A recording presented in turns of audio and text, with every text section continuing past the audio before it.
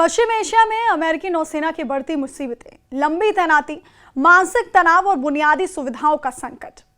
अमेरिकी नौसेना के सबसे ताकतवर aircraft carrier USS Abraham Lincoln की लंबी तैनाती और उस पर मौजूद क्रू की बिगड़ती मानसिक सेहत ने पूरी दुनिया का ध्यान खींच लिया है। लेकिन अब यह संकट सिर्फ एक जहाज तक सीमित नहीं रहा है, बल्कि पश्चिम एशिया के समंदर में तैनात अमेरिकी फ्लीट की व्यवस्थाओं पर बहुत बड़े सवालिया निशान खड़े होने लगे हैं। हालात इतने गंभीर हो चुके हैं कि लिंकन को राहत देने के लिए आगे बढ़ रहा दूसरा विमान वाहक पोत यूएसएस जॉर्ज वॉशिंगटन भी अपनी आंतरिक व्यवस्थाओं और नाविकों की शिकायतों के साए में घिरा हुआ है। इस पूरे घटनाक्रम ने अमेरिकी सैन्य अभियानों के प्रबंधन, युद्ध के दबाव और सैनिकों के मानसिक स्वास्थ्य को लेकर एक तीखी बहस छेड़ दी है, जो आने वाले दिनों में रक्षा मंत्रालय के लिए बड़ी चुनौती बनती जा रही है। पश्चिम एशिया में जारी भारी तनाव और ईरान के खिलाफ चल रहे सैन्य अभियानों के बीच करीब 5000 से अधिक सैनिकों और नाविकों को लेकर चल रहा यूएसएस लिंकन इस साल जनवरी से ही इस क्षेत्र में डटा हुआ है। यह युद्धपोत इस समय रणनीतिक रूप से बेहद अहम हॉर्मुज के मुहाने पर पहरा दे रहा है और ईरानी बंदरगाहों की नाकाबंदी में शामिल है।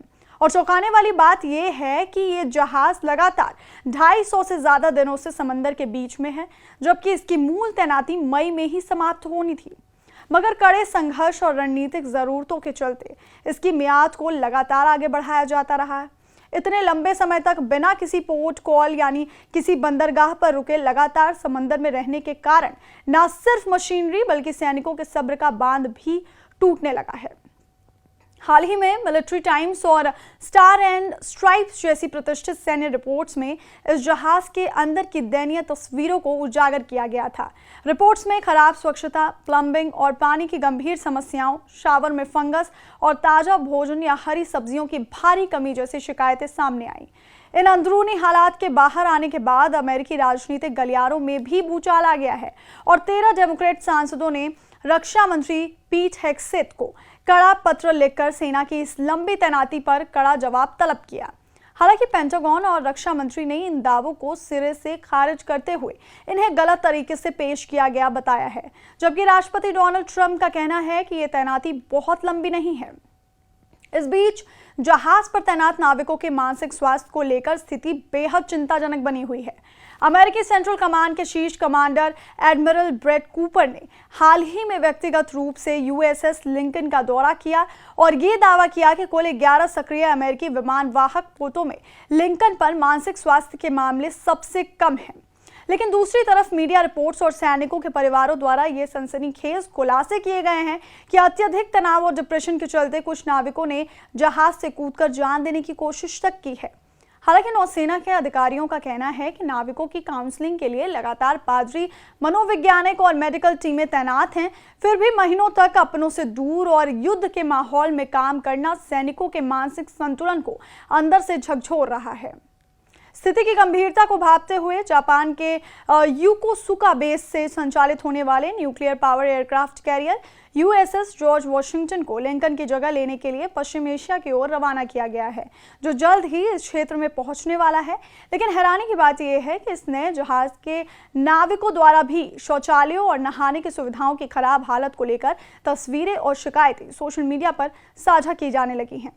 ये सवाल इसलिए भी बड़ा है क्योंकि जॉर्ज वॉशिंगटन ने हाल ही में 2023 में ही अरबों डॉलर की लागत से अपना 6 साल लंबा मेंटेनेंस पूरा किया था।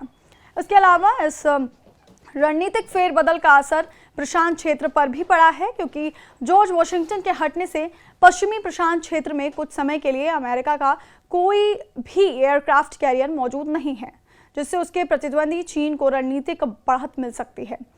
सिर्फ विमान वाहक पोतों ही नहीं बल्कि अन्य युद्धपोतों जैसे यूएसएस बॉक्सर पर तैनात नाविकों के परिवारों ने भी गंभीर आरोप लगाए हैं। परिवारों का दावा है कि लंबे समय तक किसी बंदरगाह पर ना रुकने के चलते महिला सैनिकों के लिए जरूरी बुनियादी स्वच्छता सामग्री जैसे सैनिटरी पैड्स और टैम्पोन तक की भारी किल्लत हो गई है और घर से भेजे गए राहत पैकेज भी सैनिकों तक नहीं पहुंच पा रहे हैं। हालांकि अमेरिकी नौसेना ने इन दावों को गलत करार दिया है, लेकिन लगातार सामने आ रही रिपोर्ट्स ये सोचने पर मजबूर करती हैं कि क्या अमेरिकी नौसेना का सैन्य तंत्र अपने सैनिकों और संसाधनों की क्षमता से ज्यादा दबाव झेल रहा है। युद्ध के मैदान में दुश्मनों का डटकर मुकाबला करने वाली अमेरिकी नौसेना के सामने आज सबसे बड़ा दुश्मन खुद उसकी लंबी होती तैनातियां और अंदरूनी व्यवस्थाएं बनती जा रही हैं।